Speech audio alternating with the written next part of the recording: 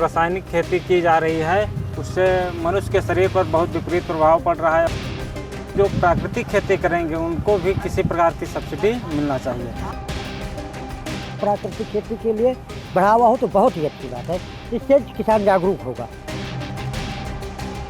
किसान को फायदा जब बीज सही से मिल जाए तब तो फायदा हो जाएगा कुछ। बजट में जो व्यवस्थाएं की गई हैं मतलब ये किसानों के लिए, किसानों के हित में है।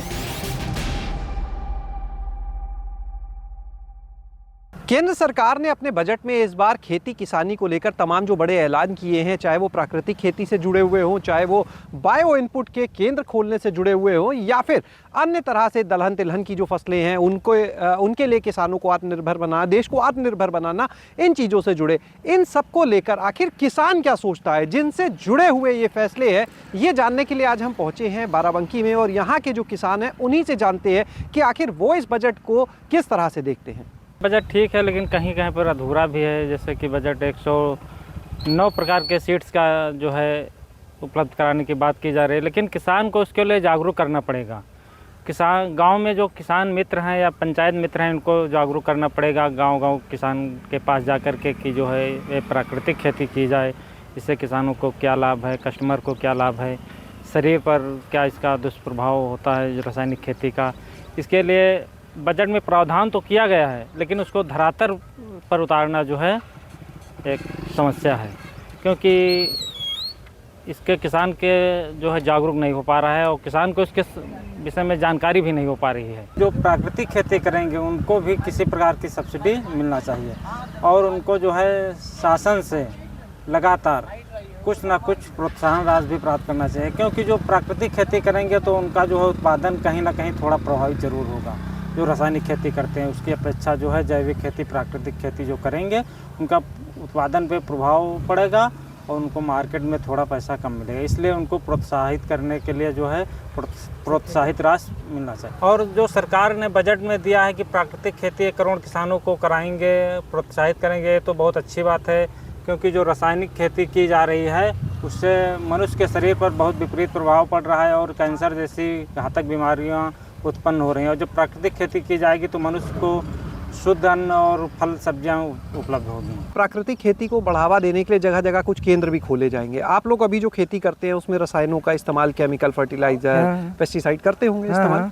क्या लगता है ये प्राकृतिक खेती के लिए किस तरह की और मदद चाहिए कि किसान रसायन छोड़ के इस पे आ जाए? नहीं, इसके लिए अगर जो की जाए तो ज़्यादा फायदा रहेगा। जैसे घातक बीमारियाँ हैं उनसे भी छुटकारा मिलेगा और प्राकृतिक खेती के लिए बढ़ावा हो तो बहुत ही अच्छी बात है, इससे किसान जागरूक होगा। बजट सही है बट इसको जनता में जितना ही फैला दिया जाए पब्लिक में ज़्यादा बेटर रहेगा और उसके लिए जगह जगह केंद्र खुलवाए जाएं और उसके बाद जो है किसान को जो है उसका उत्साहित किया जाए कि ज़्यादा इसको ध्यान दे इस पर। आप भी खेती करते हैं, खाद बीज से जुड़ी भी कोई चीज़ें हैं लगता है जो होनी चाहिए थी बजट में, जिसके लिए व्यवस्था होनी चाहिए थी, कोई उम्मीद?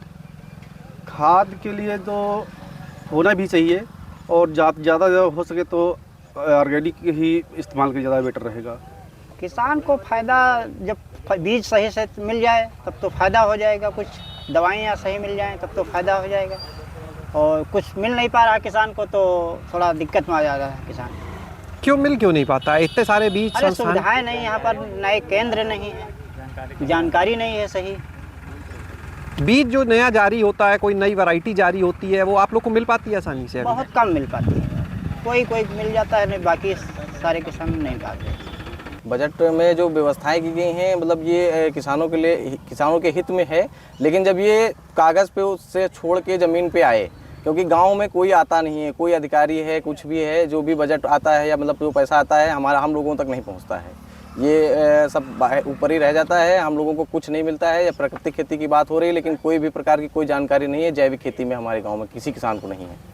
हम लोग थोड़ा सा जागरूक थे तो IPM पे खेती कर लेते 2 लोग, और 2 लोग IPM पे करने के बाद अभी गांव में कोई अधिकारी वगैरह कुछ भी नहीं है कि हाँ 1-2 मीटिंगें करवाएं या IPM के बारे में बताया जाए तो IPM को थोड़ा सा और प्रोत्साहित किया जाए तो कीटनाशक इससे जो है कम हो जाए।